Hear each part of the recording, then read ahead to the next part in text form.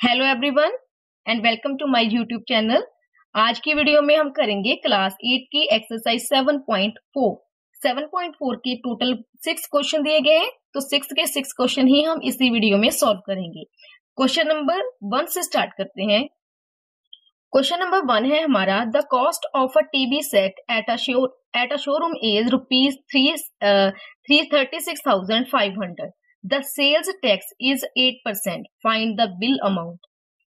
एक कॉस्ट बताएगी एक शोरूम में टीवी का जो सेट है वो कितने का है, 36,500 का है। तो सेल्स टैक्स उस पर लगा है 8%। हमने बिल अमाउंट पता करना है। अब तक हम जितनी भी एक्सरसाइज करते आ रहे हैं उसमें हमने क्या किया था, डिस्काउंट पता किया था। तो जब भी हमें डिस्काउंट मिलता है, कंज्यूमर को जब भी डिस्काउंट मिलता है, तो उसके जो भी बिल अमाउंट होती है उसमें से कुछ पैसा माइनस होता है। ये आपने याद रखना है, डिस्काउंट मतलब माइनस करना है हमने अपने अमाउंट से, ठीक है।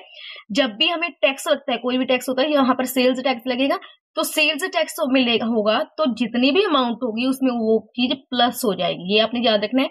आपको जितना ये रेट है, प्रिंट रेट ये है, आपको इतना % और देना पड़ेगा। क्या है? टैक्स है। टैक्स हमेशा पे करना पड़ता है, तो यहाँ पर टैक्स इंक्लूड होगा। तो जब भी टैक्स इंक्लूड होगा तो हमारा जो अमाउंट होगी वो बिल अमाउंट से हमें थोड़े से एक्स्ट्रा पैसे देंगे। इट मीन्स आपने याद रखना है सिर्फ ये, बस आपने एक चीज याद रखनी है, जब भी आपको कोई डिस्काउंट मिलता है तो आपका जो बिल अमाउंट होता है उसमें से थोड़े से पैसे माइनस हो जाते हैं। आपने माइनस करना है। जब सेल्स टैक्स आ चुका है या कोई भी टैक्स आ चुका है तो हमने पैसे क्या है, प्लस करने होते हैं। तो हमने यहाँ पर अभी इसको सॉल्व करते हैं। यहाँ पर ओरिजिनल लिख लेना आप साथ में। Original cost price of a TV set, कितना टीवी सेट का प्राइस कितना है, तो रुपीज है 36,500, ठीक है। चाहे आप direct cost price, original cost price भी लिख सकते हो, ठीक है। और सेल्स टैक्स परसेंटेज में कितना हमें लगा है, वहां पर लगा है यहाँ पर 8%। अभी सेल्स टैक्स हमें परसेंट में पता है, हमें ये भी तो पता नहीं कितने पैसे ऐड होने हैं, ठीक है। ये तो हमारा फाइनल जो हो गया, जो ओरिजिनल जो हमें कॉस्ट है ये है। अभी ये परसेंट में है, तो हम देखते हैं कि कितने पैसे ऐड करने पड़ेंगे। तो यहाँ पर कैसे आएगा इसका फॉर्म, तो हम ये सेल्स टैक्स कैसे पता करेंगे, जैसे हम डिस्काउंट पता करते हैं सेम एज इट। तो 8% ऑफ यहाँ पर 36,500, इसका 8% निकालेंगे तो 8% कैसे निकलेगा, 8/100, ठीक है, मल्टीप्लाई में 36,500, ठीक है। अभी ये दोनों जीरो इन दोनों जीरो से कैंसिल होगी। 365 को अगर हम 8 से मल्टीप्लाई करते हैं तो हमारे पास आता है 2920। ये रुपीज है तो ये रुपीज आ गया, ठीक है।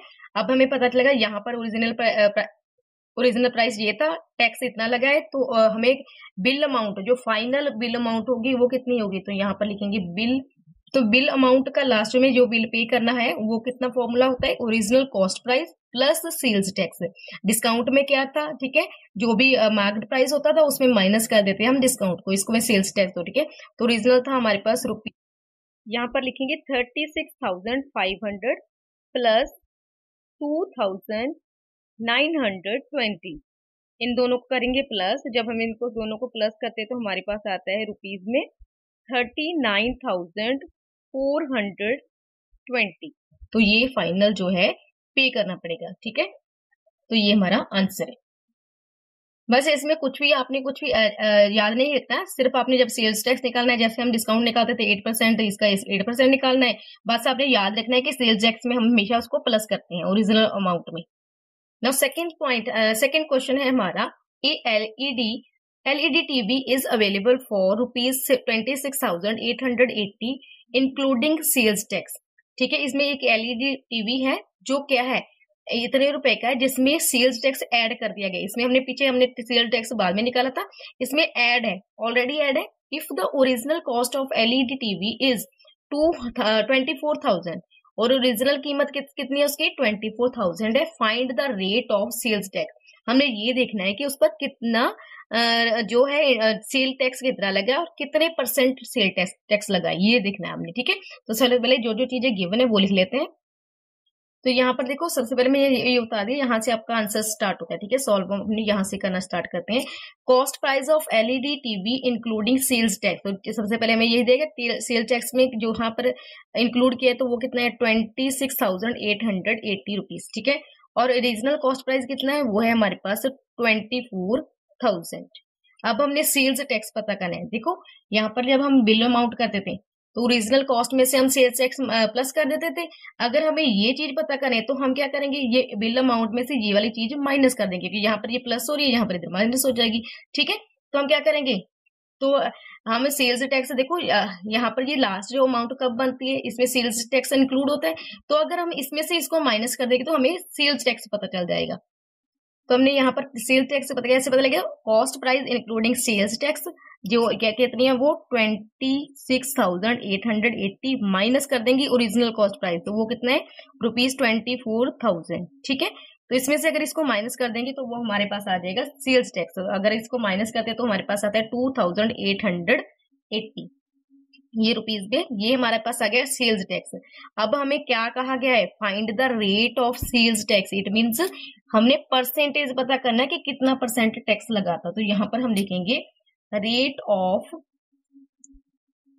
तो यहाँ पर रेट ऑफ सेल्स टैक्स का क्या फॉर्मूला आएगा, तो सेल्स टैक्स आप इसको एक लाइन में लिखना ना, मैंने 2 लाइन में लिख दिया, आप यहाँ पर से स्टार्ट करिए, यहाँ तक लिखना। सेल्स टैक्स अपॉन में आ जाएगा ओरिजिनल कॉस्ट प्राइस मल्टीप्लाई में 100। तो सेल्स टैक्स हमारा कितना है, वो है 2,880 और ओरिजिनल कॉस्ट प्राइस कितना था, वो हमारा था 24,000 मल्टीप्लाई में आ जाएगा 100। ये जीरो इस जीरो से कैंसिल होगी, ये वाली जीरो इस वाले जीरो से कैंसिल होगी। जहां तो आप 2 के टेबल पे स्टार्ट कर लो, जहां आप कोई भी आगे जितने भी टेबल आपको लगता है, तो 2 के टेबल में भी कर सकते हो, आगे भी आप कर सकते हो। देखिए 4 में भी, क्योंकि 4 के टेबल में 24 आता है। ठीक है, हम देखो 8 में करके देते हैं, क्योंकि हमें पता है 8 3 कितना होता है 24। ठीक है, 8 3 24 होता है, ये तो 8 के टेबल में आता है। ये देख लेते हैं कि 8 के टेबल में आता है या नहीं आता। तो 228 इसको 8 पे करके देते हैं, 2 3 24, 8 में से 4 माइनस के 4 और 8। ठीक है, और 8 3 8 6 का कितना होता है 48। तो यहाँ पर ये 36 पर 8 के टेबल में कैंसिल होगा, तो हम यहाँ पर 8 के टेबल में करते हैं।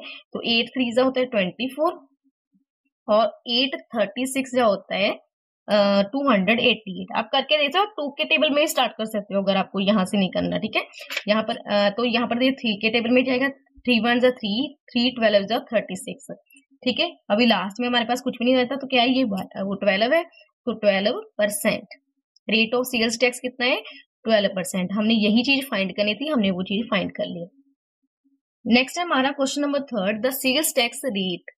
The sales tax rate is 8% if Rahul bought a washing machine and paid a sales tax of rupees 1920. What is the cost of washing machine before sales tax? इसका मतलब हमने ओरिजिनल कॉस्ट पता करनी है कि कितनी थी। यहाँ पर लिखा है ना कि सेल्स टैक्स कितना है 8%। सेल्स टैक्स कितना लगा 8%। राहुल ने एक वॉशिंग मशीन खरीदी है जिस पर उसने सेल्स टैक्स दिया कितना है इतना, परसेंट भी बता दिया हमें सेल्स टैक्स भी बता दिया कि कितने रुपीस दिया गया।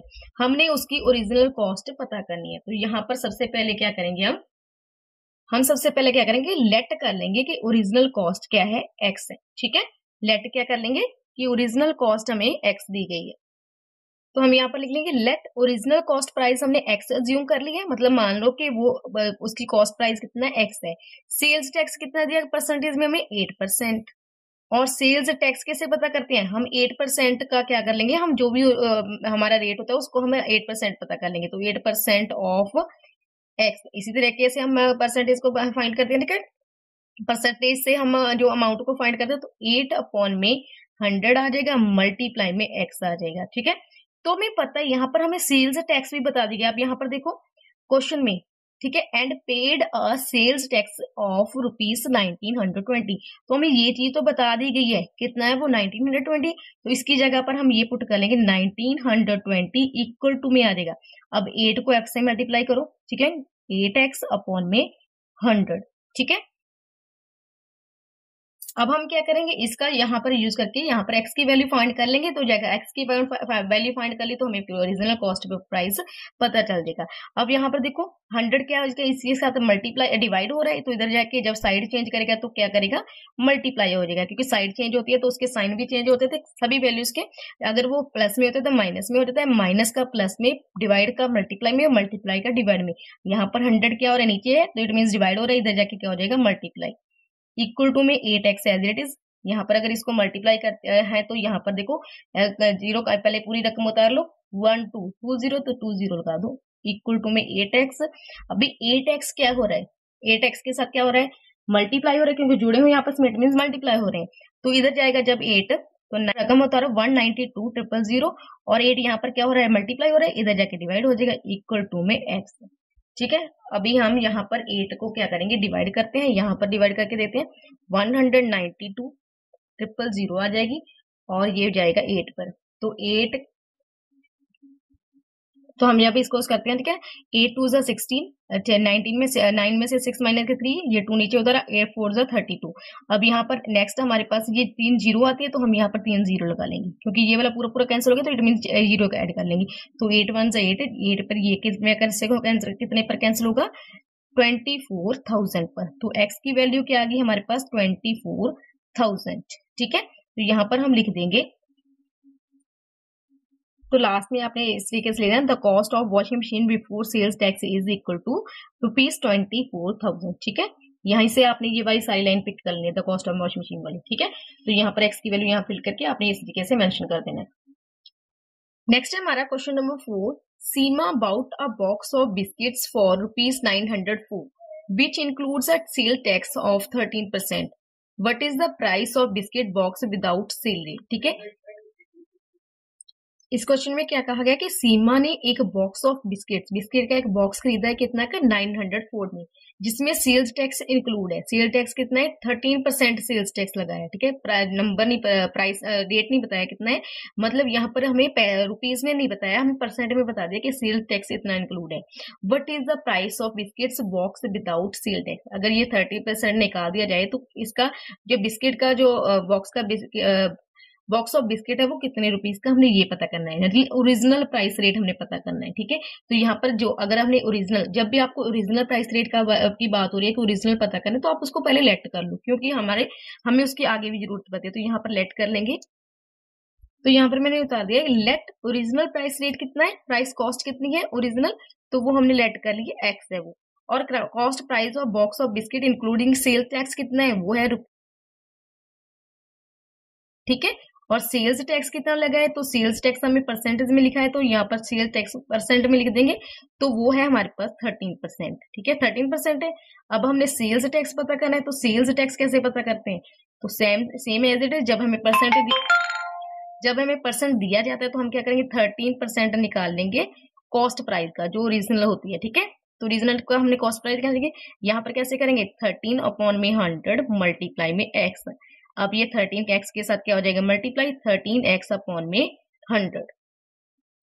अभी यहाँ पर तो हमें पता चल गया सेल्स टैक्स इतना पे किया है क्योंकि एक्स है, एक्स जब हम यहाँ पर फाइंड कर लेंगे तो हमें प्रॉपर पता चल जाएगा। ठीक है, तो भी यहाँ पर हमें क्या पता है, जब किसी का इसमें सेल्स टैक्स इंक्लूड है, तो सेल्स टैक्स इंक्लूड कैसे होता है, यहाँ पर हम लिखते हैं बिल अमाउंट, मतलब लास्ट उसने अमाउंट कितनी पे की है, तो बिल अमाउंट हम का फॉर्मूला क्या होता है, इक्वल टू में क्या होता है, देखो बिल अमाउंट का जो फॉर्मूला होता है आपने देखा होगा कि ओरिजिनल कॉस्ट प्राइस होता है, उसमें सेल्स टैक्स प्लस करते हैं, यही जो हम लास्ट में जो बिल पे करते हैं तो उसमें यही होता है ना, जितना पैसा ऑलरेडी होता है उस चीज का उसमें हम सेल्स टैक्स इंक्लूड करते हैं, तो लास्ट अमाउंट हम ये देते हैं। तो हम यहाँ पर बिल अमाउंट हमें पता है, उसने बिल कितना पे किया है, यहाँ पर बताया ना कि टैक्स इंक्लूड करके उसने कितना बिल पे किया है, 904। ठीक है, सीमा ने 904 किया, तो 904 यहाँ पर ये तो हमें पता है, इक्वल टू में हमें ओरिजिनल कॉस्ट प्राइस कितना पता है कि वो एक्स है, हमने एज्यूम एक्स किया ना, और प्लस सेल्स टैक्स कितना फाइंड किया हमने, 13x/100। अब 904 यहाँ पर एज इट इज रह जाएगा, यहाँ पर जब भी प्लस या माइनस होता है तो हम इसको क्रॉस मल्टीप्लाई से सॉल्व कर लेते हैं। अगर इसके नीचे पर हमें चीज ये वाला फ्रैक्शन में, ये फ्रैक्शन में नहीं है, तो हम इसके नीचे मनवा लेते हैं, इसको फ्रैक्शन बना लिया, एक्स को 100 से मल्टीप्लाई करो तो 100x, प्लस 13x को 1 से मल्टीप्लाई करो तो 13x, और नीचे आपस में दोनों को मल्टीप्लाई करो, 100 को 1 से के तो 100 ही आ जाएगा। और यहाँ पर देखो ये 100 यहाँ पर क्या हो रहा है, डिवाइड हो रहा है, तो इधर जाएगा क्या हो जाएगा, मल्टीप्लाई, तो 904 को मल्टीप्लाई करेंगे 100 से, 100x में हम 113 अगर प्लस करते हैं तो हमारे पास कितना है, 113x। ठीक है, क्योंकि दोनों का वेरिएबल सेम है, जब वेरिएबल सेम होते हैं तो दोनों प्लस हो सकते हैं, तो यहाँ पर ये 113 आ चुका है। ठीक है, नेक्स्ट अगर इसको मल्टीप्लाई करते हैं तो ओरिजिनल जो यहाँ पर नंबर है वो सेम लिख लेते हैं, यहाँ पर 2 जीरो है तो 2 जीरो ऐड कर देते हैं, यहाँ पर 113x। अब यहाँ पर देखो 113 के साथ x के साथ क्या हो रहा है, मल्टीप्लाई, अगर वो अपनी साइड चेंज करेगा तो वो क्या हो जाएगा, डिवाइड में, यहाँ पर 113 x के साथ मल्टीप्लाई और इधर जाके डिवाइड में हो जाएगा, इक्वल टू में x। अब हमें पता नहीं है कि 113 जो है वो किसी टेबल में आता है या नहीं आता, तो हम यहाँ पर क्या करेंगे, इसको डिवाइड, सिंपल डिवाइड कर लेंगे इसको, ठीक है। 190400 113, ठीक है। अब इसका आपको टेबल होगा पता ही होगा, 113 को पहले आप 3 से करके देख लेते हैं, 3 3 जा 9, 3 1 जा 3, 3 3 जा 9, ठीक है। यहाँ पर ये देखो 1 2 3 3 डिजिट है, तो यहाँ से हमने 3 डिजिट ही उठाने, तो यहाँ पर हमें अब 113 को अगर 3 से मल्टीप्लाई तो 339 आता है। अब हमने 904 तक लेके जाना है, तो 103 को हम करके देखते हैं 8 से मल्टीप्लाई, 8 3 जा 24, 2 कैरी, 8 1 जा 8, 8 में 2 प्लस किए 9 10, ठीक है। 10 आ चुके हैं तो 0 आ जाएगा, 1 कैरी आ जाएगा, 8 1 जा 8, 8 में 1 प्लस किया 9, तो 904, हमें 904 ही चाहिए, तो ये वाला हमारा 8 पर जाएगा, यहाँ पर आएगा 109 904, और यहाँ पर 2 0 बच गए, तो यहाँ पर 2 0 इंक्लूड हो जाएंगे, यहाँ पर ये पूरा पूरा कैंसिल होता है, तो यहाँ पर 1 आ जाएगा, यहाँ पर क्या आ जाएगा 800, तो x की वैल्यू यहाँ पर 800 इक्वल टू में x लिख लेंगे, तो x की वैल्यू कितनी आ गई है 800, तो x हमने किसको अज्यूम किया था, क्वेश्चन में स्टार्टिंग में देखो ओरिजिनल प्राइस कॉस्ट को, तो ओरिजिनल प्राइस कॉस्ट कितनी है x 800 है, तो लास्ट में आप इस तरीके से भी लिख सकते हो, जैसे आप पूरा क्वेश्चन में से ही आप पूरी लाइन उतार लेना, the price of biscuit box without sales tax equal to में आ जाएगा 800, ठीक है। इस तरीके से आप क्वेश्चन नंबर 4 कंप्लीट कर सकते हो। यहाँ पर हमारा क्वेश्चन नंबर 4 कंप्लीट होता है। नेक्स्ट करते हैं।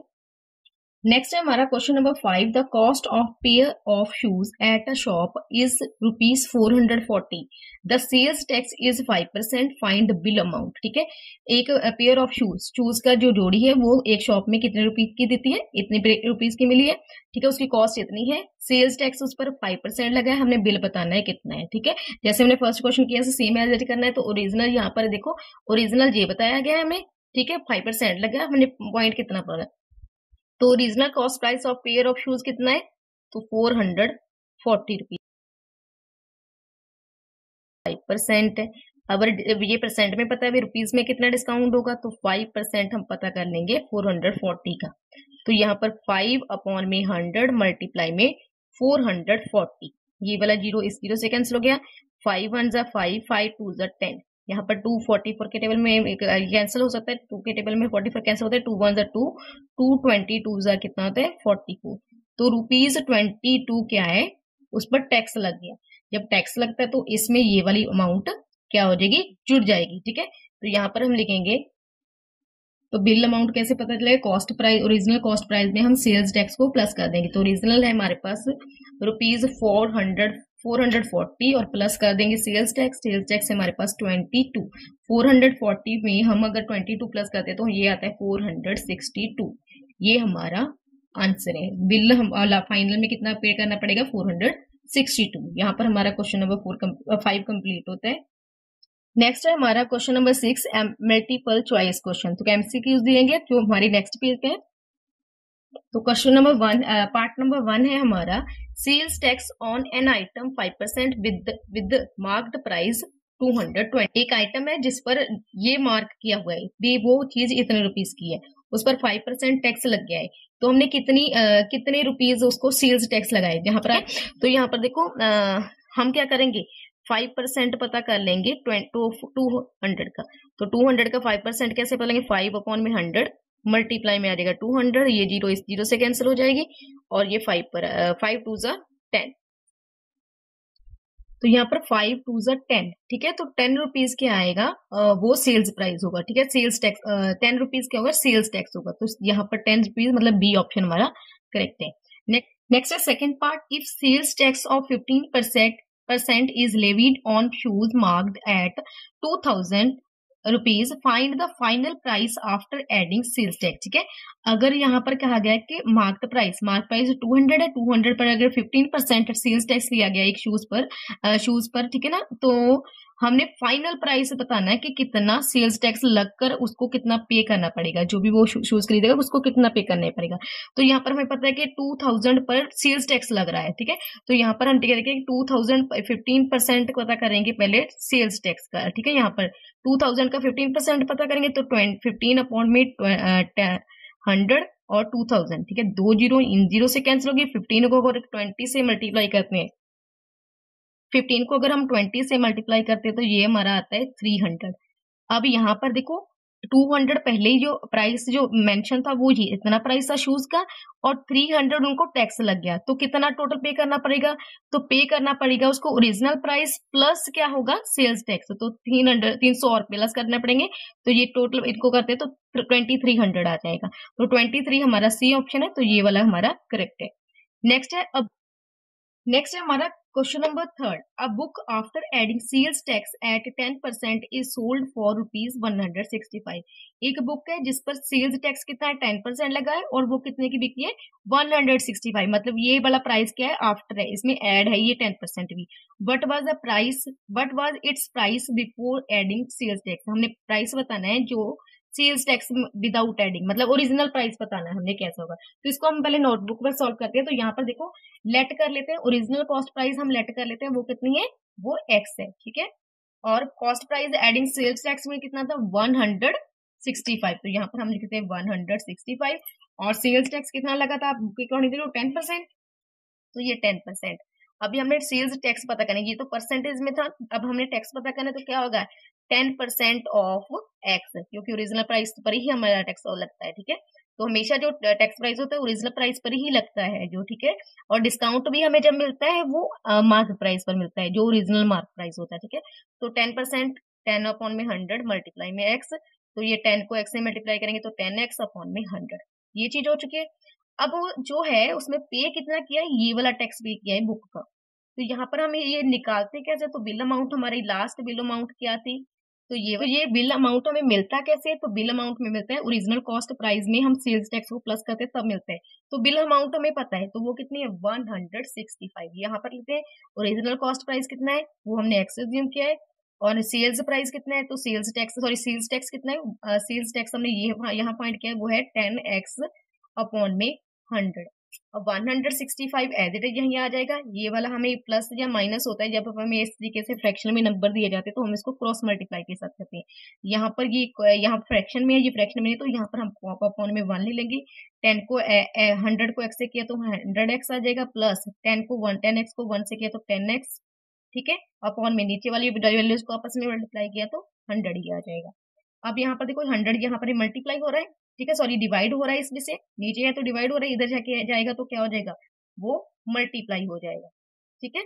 और यहाँ पर 10x में 100x में 10x प्लस किया, क्योंकि वेरिएबल सेम है तो प्लस हो जाएंगे, तो ये बन गया 110x, ठीक है, 101 आ जाएगा, तो ये 110 आ जाएगा, ठीक है। यहाँ पर अगर इसको प्लस मल्टीप्लाई करते हैं तो पहली अमाउंट वैसे उतार दो, 2 जीरो है तो 2 जीरो उतार ली, इक्वल टू में यहाँ पर देखो ये x के साथ 110 क्या है, मल्टीप्लाई हो रहा है, इधर अगर 110 को हम इधर लेके जाएंगे तो ये वाला क्या हो जाएगा, डिवाइड डिवाइड हो जाएगा, ये वाली जीरो इस जीरो से कैंसिल हो जाएगी, इसको हम अभी क्या करते हैं, डिवाइड करके देते हैं 1650। इसको 11 से करेंगे तो 11 1 जा 11, क्योंकि 2 पर 22 के नीचे नहीं आ सकता, क्योंकि बड़ी वैल्यू नहीं आ सकती, तो 1 पे ही आएगा। 16 में अगर 6 से 1 माइनस किया तो 5, 55, ये वाला 5 हमने नीचे उतारा है, तो 11 5 जा 55। अब यहाँ पर जीरो उतारे तो जीरो यहाँ पर आ जाएगी, ये पूरा हो जाएगा 111, यहाँ पर ये पूरा कैंसिल हो जाएगा हमारा 150 पर। तो x की वैल्यू कितनी आ गई, 150। वो हमने किसको एज्यूम किया था, ओरिजिनल प्राइस को। इट मीन्स हमारा जो ऑप्शन में देख कौन सा ऑप्शन है, तो ऑप्शन बी देखो, हमारा ऑप्शन बी है हमारा 150, तो ऑप्शन बी हमारा करेक्ट है, ठीक है। यहाँ पर जो भी एमसीक्यू दे जाते हैं उसको आप ऐसे ही मत सोचो कि हम अपने तुक्के से निशानी लगा देंगे, इस पर लगा देंगे, इस पर लगा देंगे, ये एक तरह से सम ही होते हैं, इसको हमने सॉल्व करके आंसर निकालना होता है। नेक्स्ट है हमारा question number 4। A cricket bat with list price of ₹5,000 is sold after adding sales tax of 8%। Find selling price of bat, ठीक है। एक क्रिकेट बैट है जिस पर एक लिस्ट प्राइस, मतलब ओरिजिनल जो प्राइस है उसका 5,000 है, उस पर after telling adding sales tax, ठीक है, ओरिजिनल प्राइस इतना है, उसको सेल कब किया जाएगा, सेल उसमें टैक्स लगा कर किया जाएगा, वो 8% लगाना है हमने, ओरिजिनल जहां पर कितने भी बेचा जाएगा, मतलब ऐड करके हमने बताना है, ठीक है। तो 5,000 8% का हम क्या कर लेंगे, 5,000 का 8% पता कर लेंगे, क्योंकि हमने सेल्स टैक्स पता करना है कि कितने रुपीज लगेगा, यहाँ पर हमें परसेंटेज में दिया गया, हमें रुपीज में पता करने की।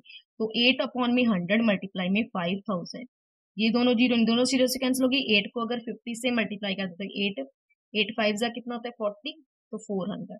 ठीक है, तो 400 क्या है, सेल्स प्राइस लगा है। प्राइस कितना लगा है 400, तो 400 इसमें हम 400 प्लस कर रहे हैं, 5000 में हम अगर 400 प्लस करते हैं तो हमारे पास आता है 5400। तो 5400 हमारा है ऑप्शन डी, तो डी ऑप्शन हमारा करेक्ट है। यहाँ पर हमारा क्वेश्चन नंबर 6 कंप्लीट होता है। इसी के साथ हमारी एक्सरसाइज 7.4 भी कंप्लीट होती है। उम्मीद करती हूँ आपको अच्छे से समझ आए होंगे और वीडियो पसंद आई होगी। अगर वीडियो पसंद आई तो इसको लाइक और चैनल को सब्सक्राइब जरूर करना। Thank you.